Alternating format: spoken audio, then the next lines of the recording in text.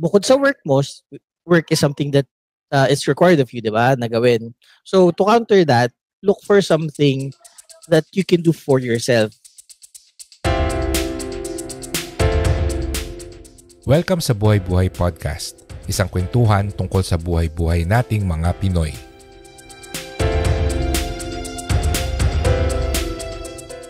Welcome sa Buhay Buhay Podcast, and baka nagtataka kayo, wala si Nico at meron tayong dalawang kasama, si Tonyo at saka si Panda. Hello sa inyo, welcome.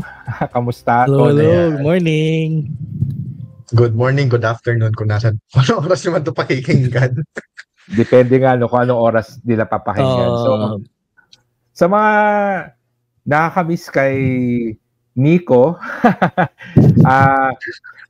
busy kasi siya, kaya sabi niya ay magpa-substitute muna siya. So, dalawang in-invite ko na substitute, itong si Tonyo at si Panda, na kaibigan din ni Nico. So, magkakaibigan tayo. So, ano nga bang pinagkakabalahan ni Nico at mukhang busy sa buhay niya, no? Nako, tingin ko, nagbo-boom yung ano niya yung business niya. Tingin ko dun sa busy. Ang last episode namin, I think, was May. Tapos sabi niya, marami siyang gagawin. Kaya, April pa pala yung last episode namin. Tapos sabi niya, magiging busy siya ng May. And sabi ko, ako rin, kaya nag-decide kami na mag-break ng May. Tapos sabi ko, malawag na yung schedule ko ng June, pero siya pa rin yung busy. And sabi ko sa kanya, tayong munang tatlo yung magre-record. And syempre, since wala siya yung pag-uusapan natin. Tama. Ang topic natin ngayon. Siya talaga topic. Well, siya yung wala rito, di ba ganun naman pag magkakabarkada? Kung sino yung wala, siya yung naman. Pero syempre, hindi pa kayo kilala ng ating mga listeners. So, ang tanong ko na lang sa inyo ay, ano ba ang pinagkakaabalahan nyo sa buhay? Ano ba ang pinagkakabisihan nyo? So, alam nila si Nico, maraming pinagkakaabalahan yan. Isa na yung kanyang business ng pagbe-bake. But kayo, so simulan natin kay si Panda. Panda, anong pinagkakabalahan mo sa buhay? Yes, well, parang kami ni Nico actually na nagbe-bake. Siya focus niya is brownies, diba? So ako naman, I also bake brownies, and then pero mostly focused on cookies, ganun. So, yeah. Tapos, bukod sa baking, I also do photography, videography as a sideline. So, photographer ako, actually. Yan. Tapos, in general, yun, ganun. Photography, baking. Raketista. Yes, rakit tayo. Yan. Pero ang specialty mo raw, space brownies tama ba? Soon. Soon. Uy. Publicly available to. Joke lang po yun. Hindi yan. Space brownies talaga. Well, marami nga abang sa space brownies kung sakasakali. Diba? Malay mo naman, ibang space brownies pala yan. Pero labas na ako doon mamaya. May kumakatok ng pideya sa atin. Joke lang. Ikaw, Tonyo, ano pinagkakabalahan mo? Well, hindi man ako magbebenta ng space brownies. Pero yun. So, by profession, I'm a nurse. So, currently, nag-work din naman ako sa hospital. Pero more on nasa corporate side na yung datingan kasi. Wala na sa bedside. So, I do miss yung mga bedside times ko. No? Ngayon. So, ngayon, kung I will be more specific naman, sa infection control nurse, as an infection control nurse ako. So, anything na nangyayari in regards sa hospital regarding sa infections, kami yung sumbungan ng bayan, parang gano'n. And maliban siguro doon, kasi parang ang hirap kasi sabayan ni Panda, dami kasing ginagawa, photography, baking, no? Hindi ako gano'n kasipag. Siguro yung pinaka-segue ko na lang would be pagbubuhat. Siguro nagsimula ako last year lang, April, and nung nakita ko yung kahit pa paanong improvement, Hunter strap na din kasi. So tuloy-tuloy natin ito. Pasample nga. Flex nga. Bawal. Public YouTube to. Oo nga, mapapanood sa YouTube to. Ayan. Ayan. Isa ka lang, Tonyo, ner lang, hindi nurse. Tama ba? Yun ang sabi nila. Isa lang.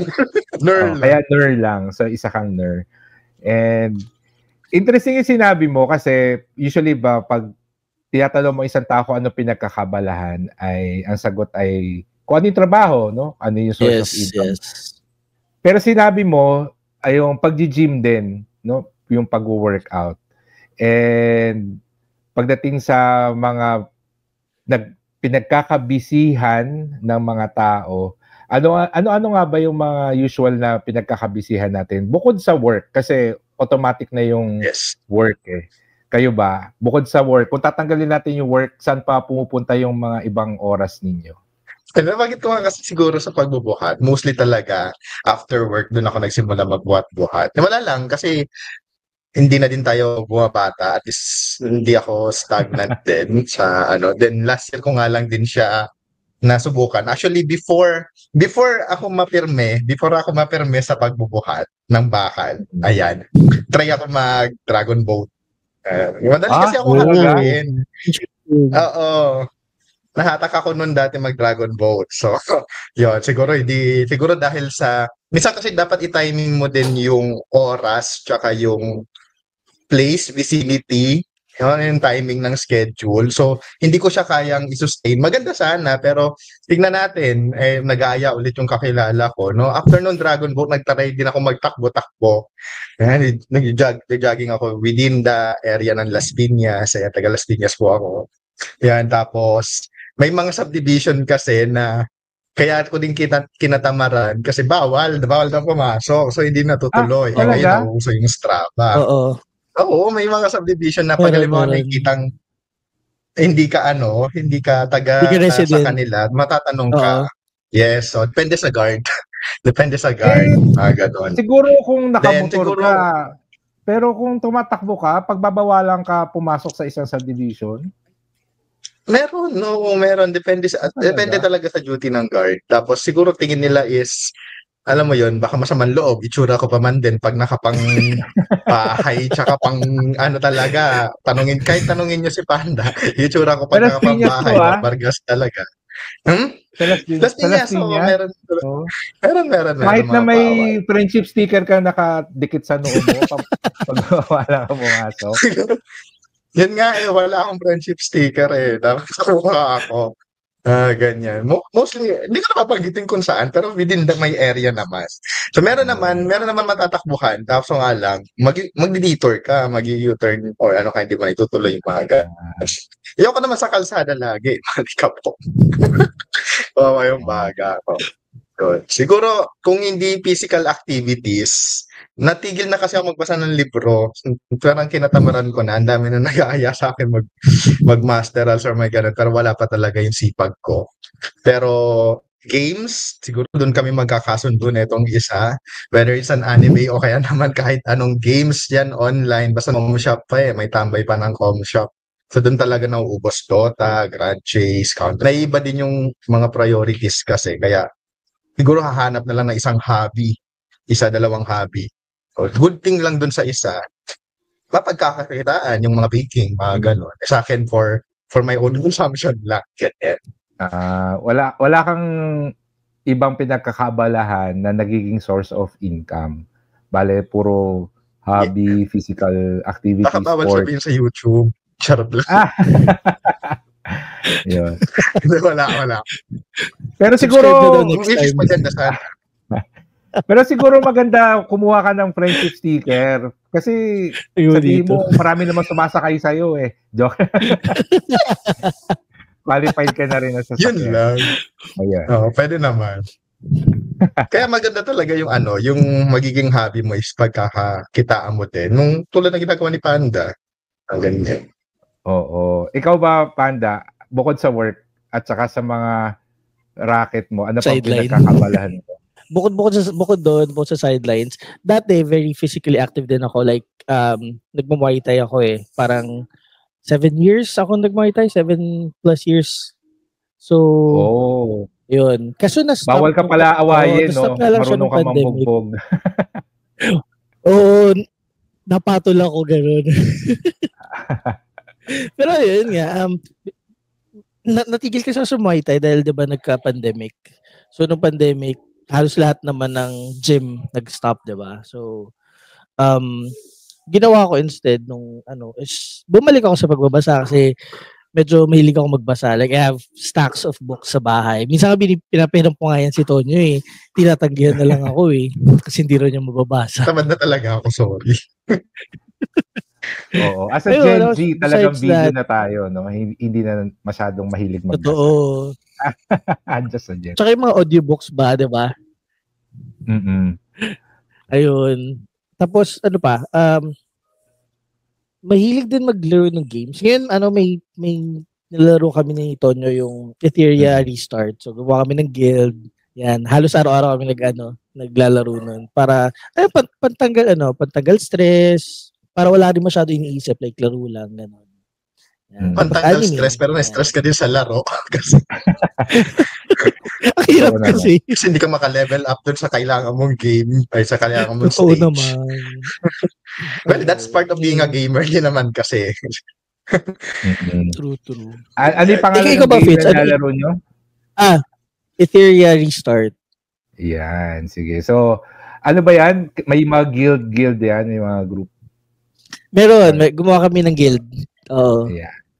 Paano kung may nakikinig sa atin na gusto sumali sa guild nyo? Anong gagawin nila? Pwede ba? Papayagan nyo ba sila? Oo, pwede. Pwede naka-open to public yung union namin. Like, search lang nila Etheria Fun, tapos apply lang. Auto accept yun kasi konti lang naman yung members namin. So, yun. Laro na kayo, bilis. Ako, hindi ko na malalaro yan. Yung guild name, no? Oo nga. Bahala na sila mag-interpret kung bakit yun yung pangalan. True. Totoo. Ako may ligyan ako sa mobile games pero busy na rin sa current games ko which is basically Pokemon Go lang naman at saka Marvel Snap. But yung Pokemon Go sa mga naglalaro, alam naman natin ma-konsumo rin ng oras yan. Kasi kailangan mo talaga lumabas di ba? Oo. But yung Marvel Snap, medyo rin siya, kumukuha rin ng oras not because kailangan mo ng maraming oras para mag-level up but para sa akin gusto ko kasi yung strategy level niya dahil naglalaro ako dati ng Magic so card game kasi siya and yun, may tendency talaga na mawala ako sa sa awareness ng oras. Ano bang tawag mo doon? Hindi ko mamawala ng oras. Naglalaro ako. Yung bilis ng oras kasi laro ka lang ng laro. Totoo. Kasi ang isang game niya, mga 3 minutes lang. Hindi mo na mamalayan yung paglalaro mo ng 3 minutes, nakaka 10 games ka na. So 30 minutes na lumipas. 30 minutes na yun. No. Habang naghihintay na iserve yung lunch, maglalaro muna ako 1-2 game. Tapos nakita ko yung mga kasama ko dito sa bahay. Tapos na lahat sila kumain, hindi pa ako nagsisimula. Kasi naaliw na. And in fact, meron akong friend na nagbabala kami na mag-start ng isa pang podcast tungkol sa Marvel Snap. Tungkol sa Marvel Snap in particular. Kasi siya since high strategy level game siya, pwede kang gumawa ng podcast na i-discuss yung strategy niya at saka yung current meta, etc. So yun. Yeah, in my case, aside from work at saka sa katuta ko ding racket, mobile games ang kumukuha ng oras ko. Plus pag-gym. Ibang klase din kasi relax or I would say good for your physical and mental health yung mag-workout. Yes. So gusto ko rin yan.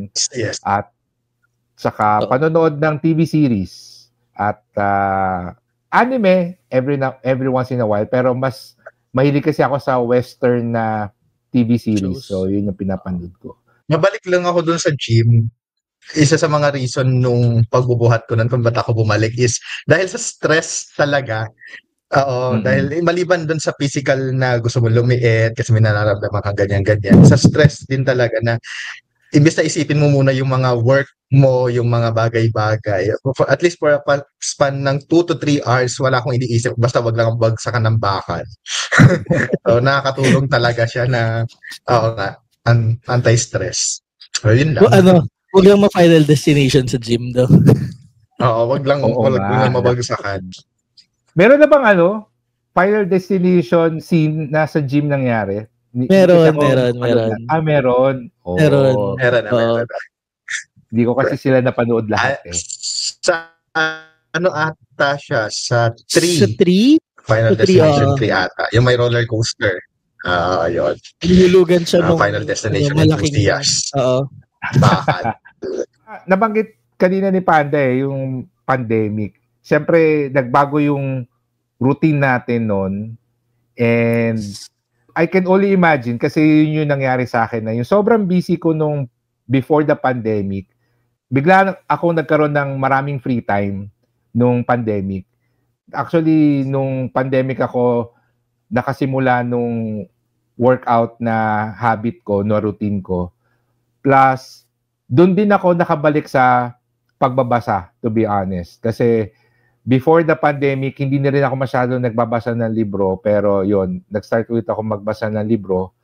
And those are I would say, the two things, no?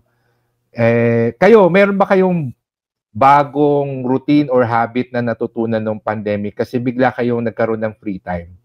Siguro exemption si Tonyo kasi alam ko sobrang busy ka nung pandemic. Tama ba? Or meron pa rin? Yun nga yung mabanggitin ko Yun nga yung mabanggitin ko. Parang, in a different perspective, ang dami nagkaroon pala ng free time. In a medical field, in a hospital setup, nawalan kami ng free time. Kami yung nawalan. Wala ka na nga free time noon.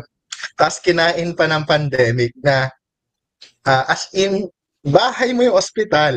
So, siguro baligtad sa medical kapag dating doon sa hospital na kami yung nawalan ng routine. Kami yung nawalan naman ng, hindi tayo nakakapagkape na or hindi tayo nakakalabas ng ganyan or hindi mo na nagagawa yung kailangan mong gawin after ng duty mo.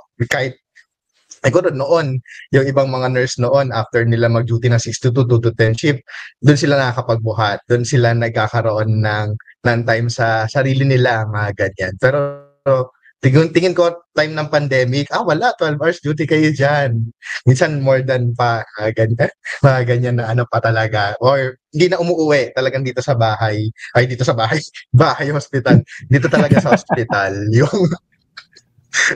Dito talaga sa hospital na yung naging routine nila na yun, hindi ko masasabing nagkaroon ng free time. Very, very baligtad na perspective na ngayon ko lang din narinig. Ako nga, kasi ang thinking ko, sarado ang mundo. Yun pala, in some other individuals, nagkaroon sila ng time to read na magbasa ng paborito ng libro, balikan yung libro, mga movies na gusto nila panoorin. Kasi nga, yung work naman nila yung medyo, dahan-dahan muna, close muna, mga ganyan. Kami hindi. Dire-diretso, mas naging konti yung oras para sa sarili. Lahat napunta sa trabaho, sa duty. Parang ganun. Ako doon ko na discover yung baking. So since di ba, since pandemic, parang no one's allowed to go out. So sakto, may bumili kami ng bagong stove.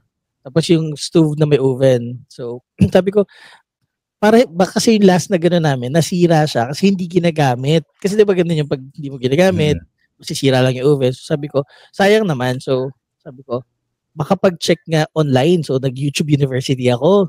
Check. Madali lang naman. Mukhang madali lang mag-bake. So I started making cookies.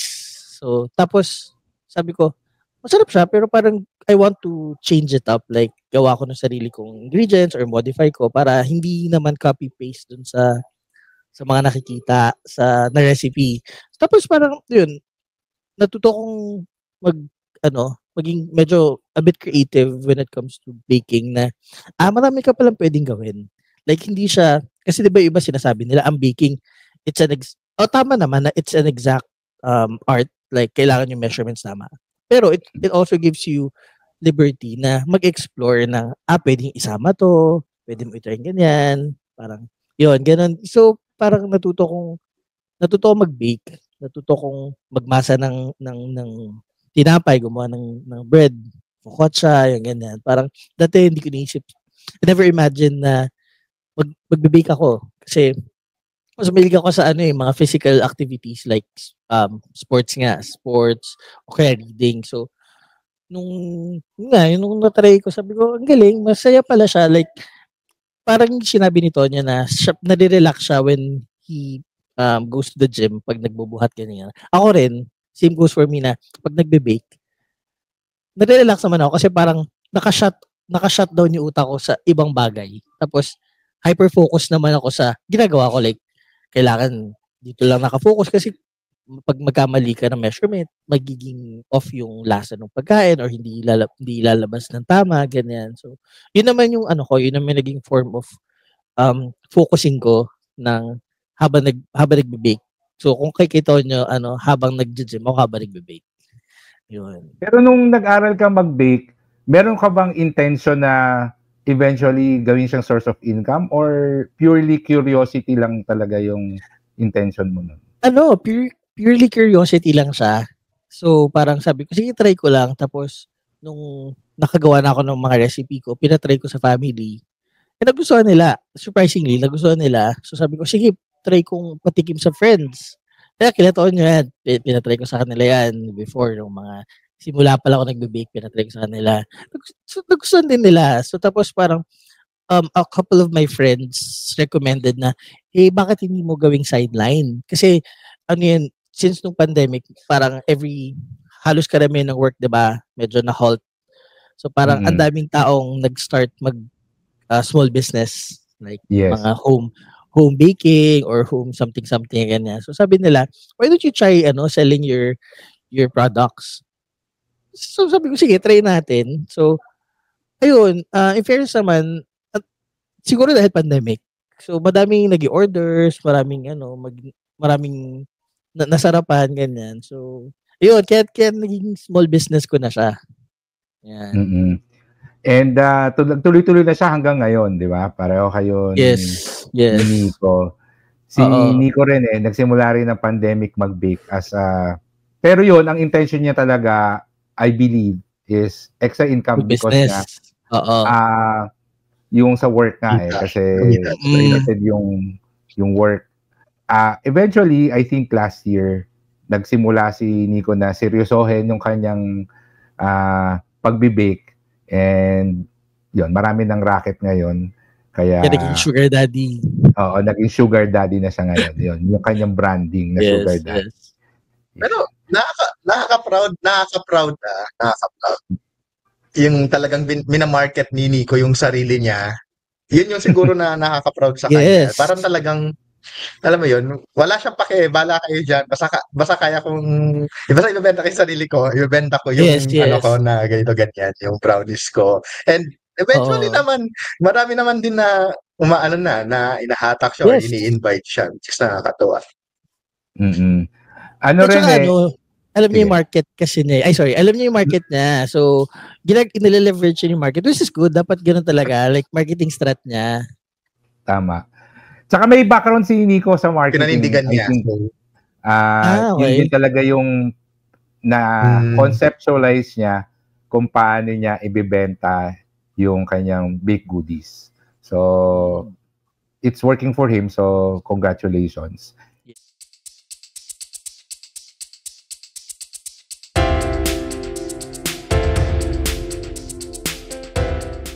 Bago tayo magpatuloy, gusto namin kayong i-invite sa aming website na buhaybuhaypodcast.com. Nandun ang aming episode show notes, mga exclusive special videos, extended episodes at marami pang iba. Kaya kita-kita tayo sa buhaybuhaypodcast.com.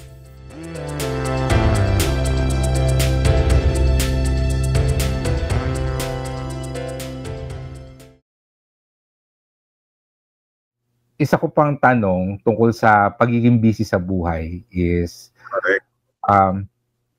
kung busy tayo sa mga nangyayari sa atin sa buhay, meron bang aspect na hindi dapat kinakalimutan?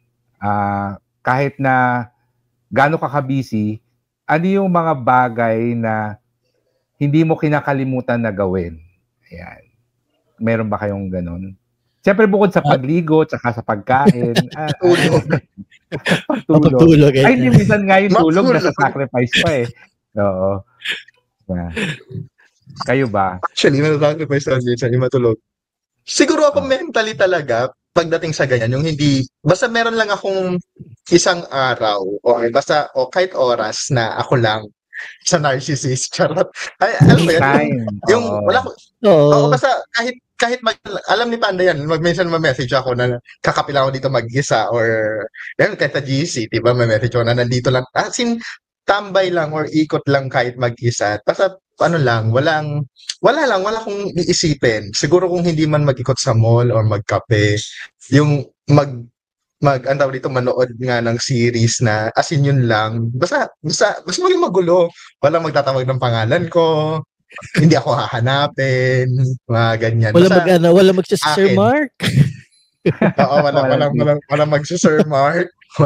Walang magpopong sa bahay. Palayo ko kasi ispong. So, napakadaling tawagin, di ba? Parang konting kibot kasi minsan, konting lagi ikaw yung tatawagin pag mga ganung bagay. Ganyan.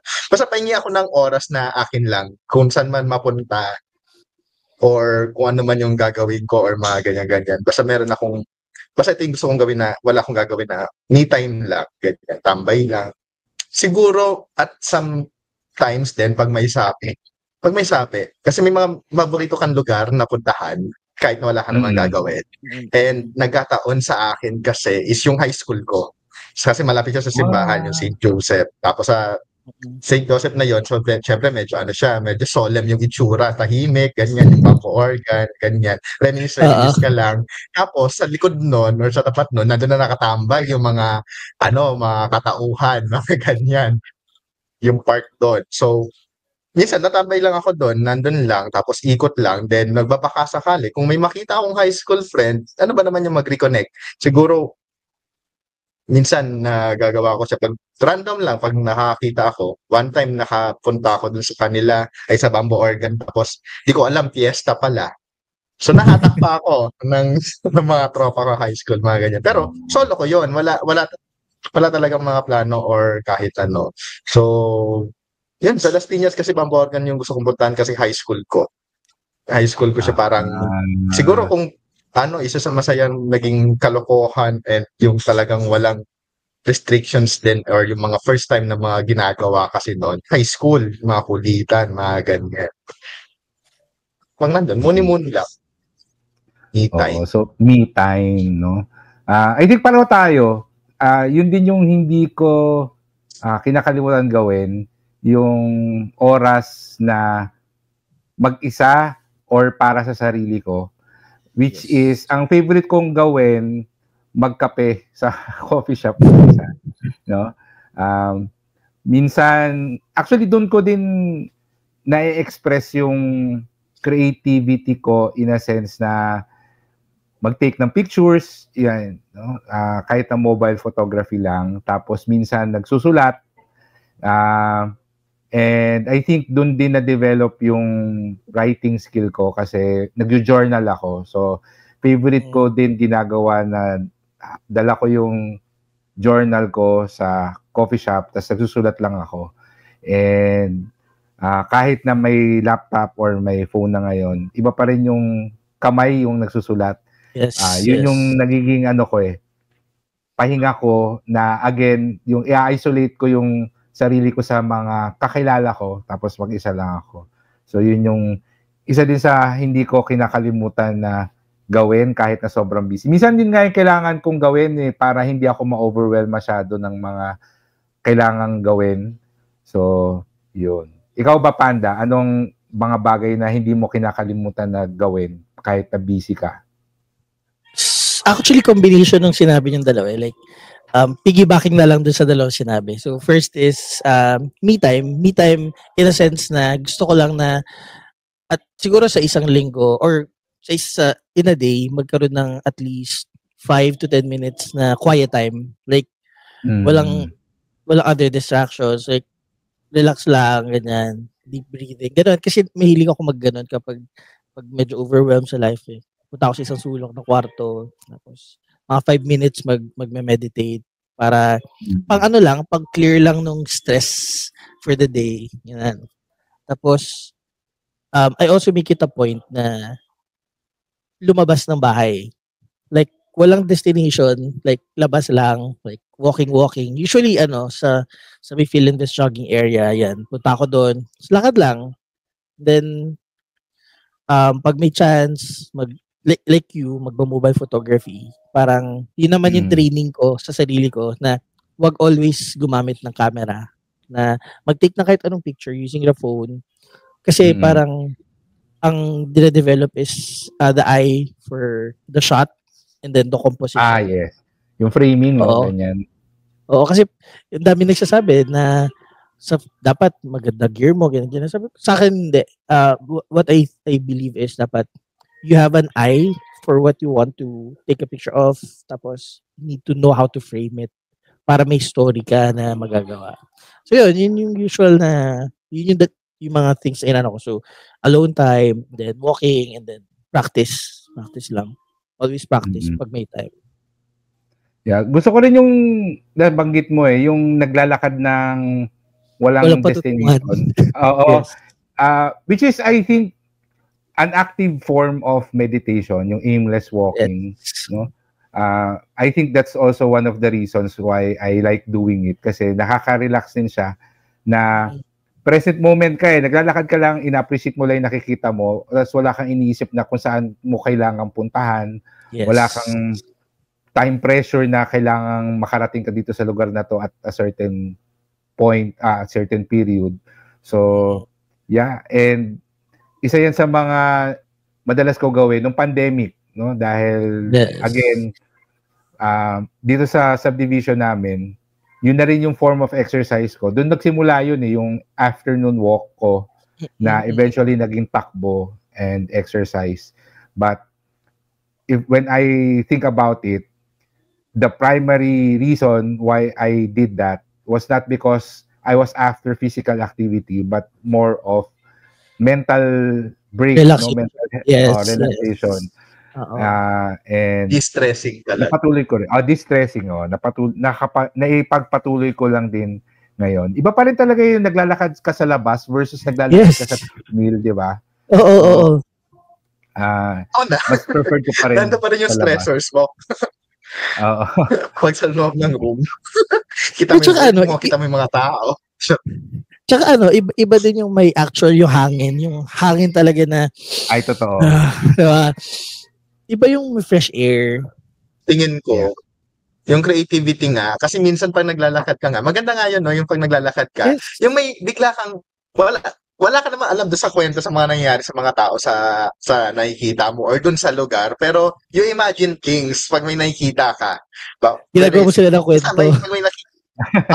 Nagagawa mo sila ng kwento or kahit paano yung yun nga, yung creative juices mo, nare-refresh siguro pag naglalakad. May nakikita kang bago May nakikita kang bago, whether art ba yun, yung form of art or kwento or kung ano. Kasi may bago ka nakita pag naglalakad ka. Yes, Then, depende kung paano takbo ng utak mo. Kay Panda nga, iba talaga mata niyan may shot talaga yan na nagugulat ka na, ay, maganda pala siya.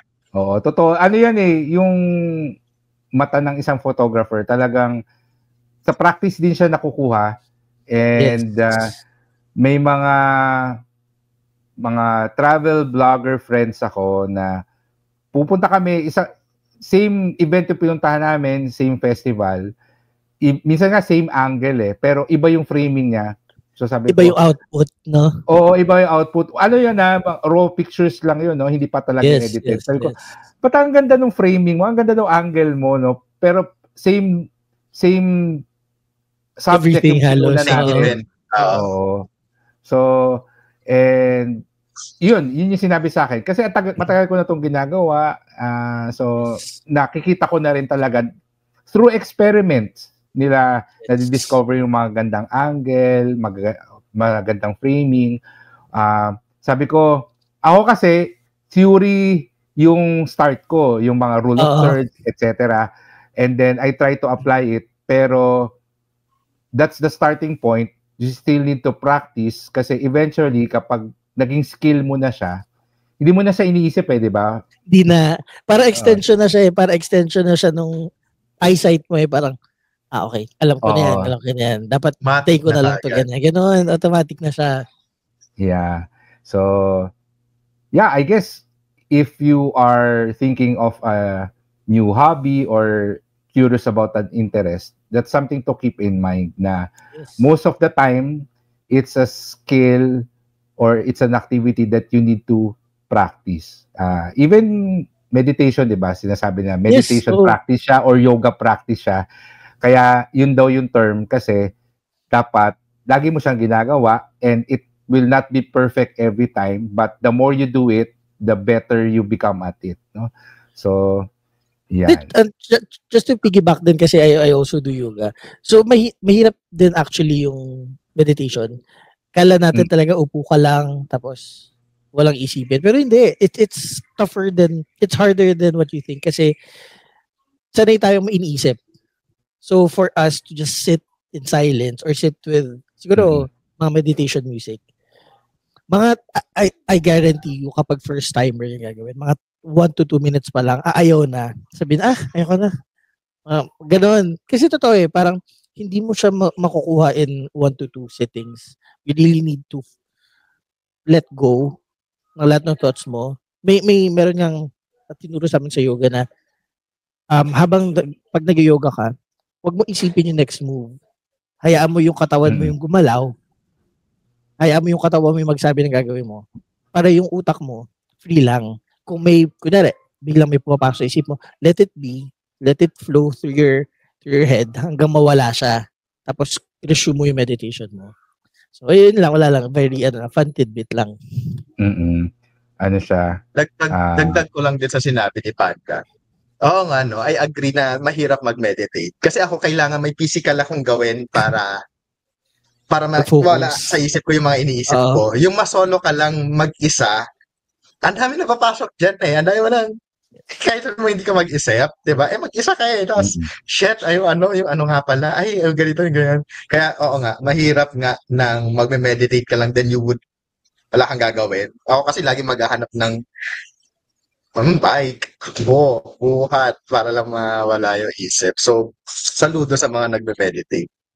It's a practice, no? So sa mga nagsisimula or nag-try ng meditation, kailangan nyo lang siya gawin parate. Kasi ako, meditator din ako. Yan. I do at least 10 minutes every day. Isa sa mga lagi ko ding ginagawa kahit na busy ako. Because kapag hindi ko siya ginagawa, feeling ko restless ako buong araw. Yes, diba? Oo. So, yun yung time para mag-shut down yung utak ko para makapag-reboot siya. Kumbaga sa computer, diba? I-reset natin para fresh ulit yung memory. Yan.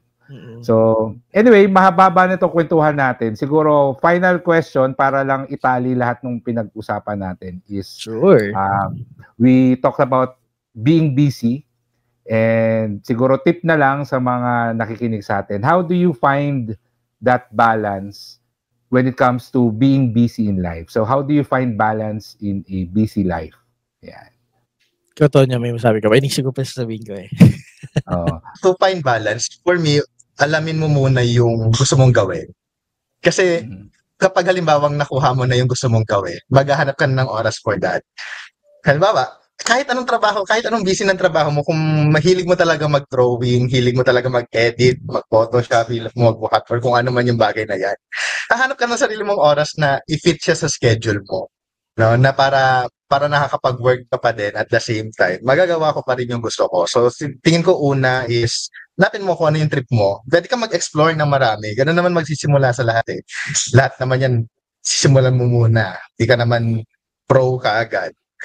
So, parang kanina sa usapan natin, lahat naman tayo nag-struggle at first, di ba? Hindi naman agad-agad. Marunong ka na mga ganyan. So, once na-find mo yung trip mong gawin, medyo komportable ako dito, sige nga, next is maging consistent ka.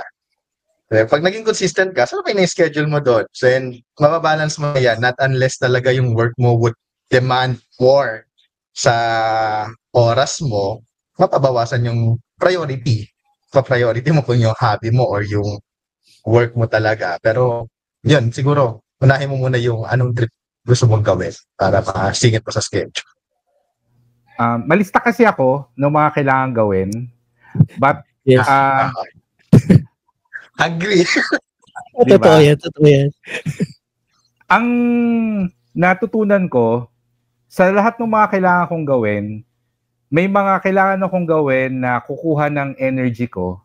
Tapos, may mga ginagawa kong bagay na nagbibigay naman sa akin ng energy. So, for example, pagtatrabaho, syempre kukuha ng energy. Pero, yung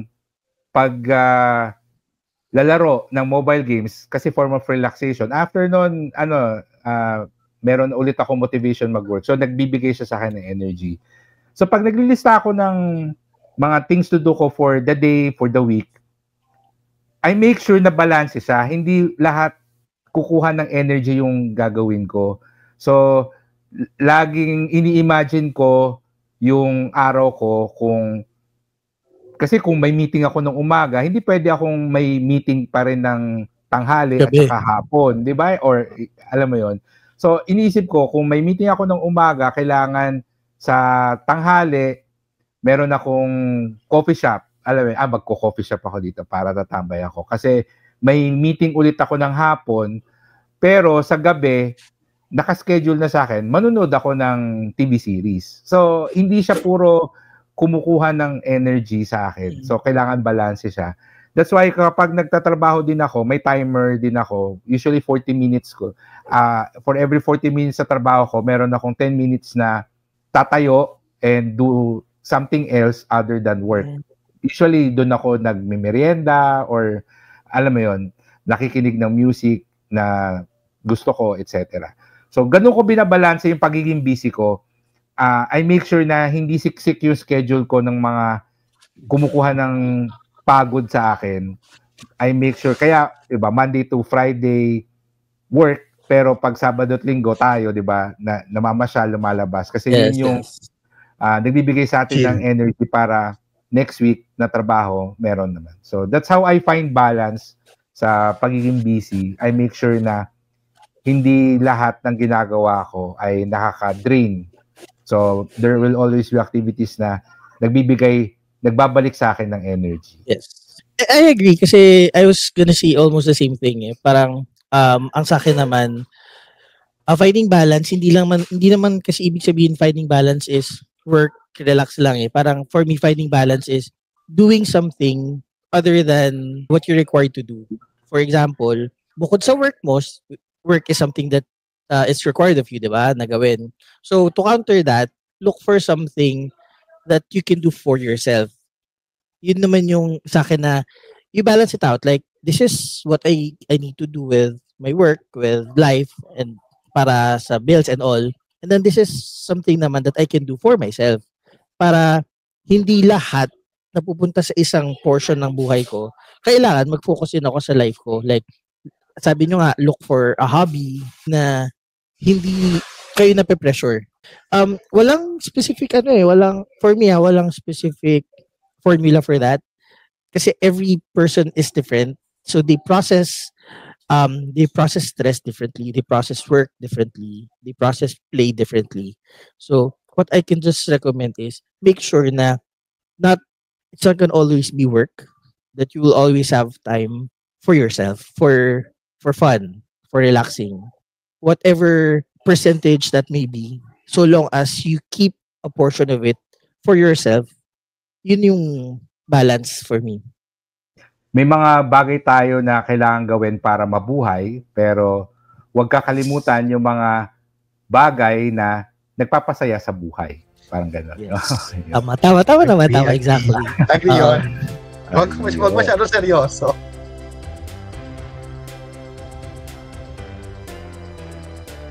Maraming salamat sa pakikinig. Please remember to subscribe, leave a review, and share this podcast with your friends. For more information and to contact us, you can visit buhaybuhaypodcast.com.